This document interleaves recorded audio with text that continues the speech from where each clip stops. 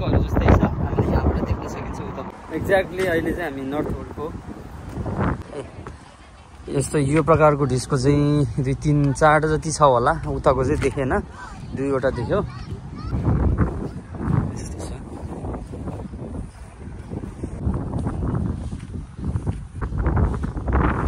फुलहरू कस्तो मजाले फुलेको छ होइन, एकदमै मजाले देखिन्छ। स्पष्ट त देखिन्न, अलि टाढै छ, तर पनि हामीले जुम गऱ्यो भने चाहिँ यहाँबाट क्याप्चर गर्न सकिन्छ है। फुलहरू, विभिन्न किसिमको फुलहरू, राम्रो दृश्य देख्न सकिन्छ है।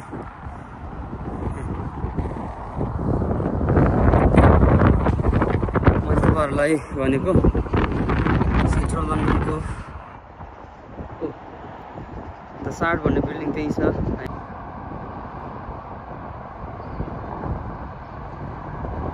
हामी ठ्याक्कै भनेको ठाउँमा आइपुगेको छौँ। अहिले चाहिँ नर्थ होल्डको यो सानो डिस्कोहरू जस्तै छ, हामीले यहाँबाट देख्न सकिन्छ उतापट्टि।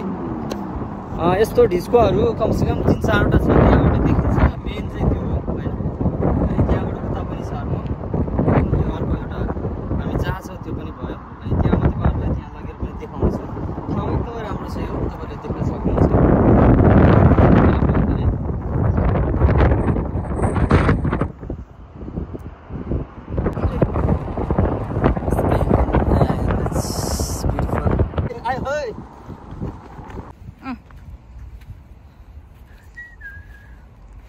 Yo.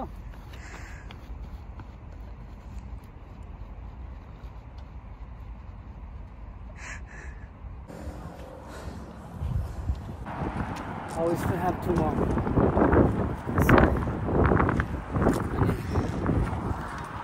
भने 2वटा अर्को छ अझै होइन, उतापट्टि मेन हाइवे छ।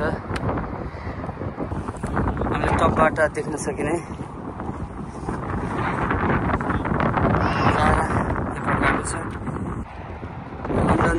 लन्डन ठुल्ठुलो बिल्डिङ मात्र जस्तो लाग्छ हामीलाई, तर भन्नुपर्दाखेरि हामीले हेऱ्यो भने चाहिँ लन्डनमा एकदमै वाइल्ड फरेस्ट भन्दा पनि यो जुन अर्बन फरेस्ट भन्छ यसलाई होइन, एकदमै हरियाली मजाले देखिन्छ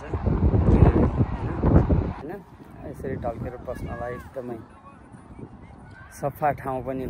त्यहाँ चाहिँ हाम्रो टाउकोमा जङ्गल बोकेको भाइहरू।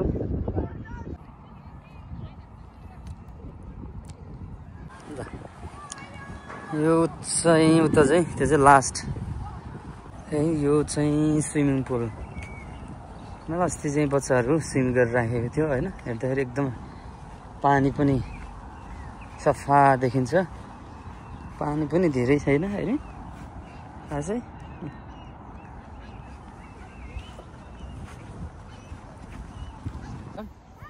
फाइनली नर्थ होल्डको घुम्नुपर्ने ठाउँ हामीले घुमेर सिद्ध्यौँ र यो सानो भिडियो बनाएको छौँ, तपाईँहरू हेर्नु होला। अनि युट्युब च्यानल छ काका इन लन्डन भन्ने, तपाईँले सब्सक्राइब गर्न सक्नुहुन्छ। अनि सब्सक्राइब गरेपछि तपाईँले यो प्रकारको यस्तो राम्रो ठाउँहरू, यो नजाराहरू होइन हेर्न पाउनुहुनेछ।